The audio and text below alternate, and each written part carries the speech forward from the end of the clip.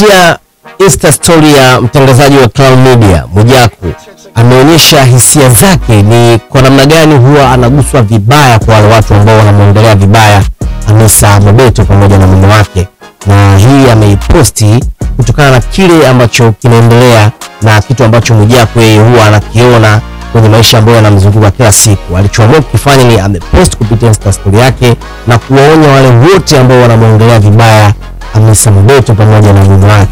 Mwijaku ameandika hivi: na waonya wale wote wanaomuongelea Hamisa na mume wake vibaya, mwacheni na maisha yake dada yangu, na wajua na nawapa onyo kali sana, itafanya jambo jamii itashangaa, na waonya. Amemalizia hivyo Mwijaku, na hii inawezekana kutokana na kile ambacho kinachoendelea sasa hivi mitandaoni.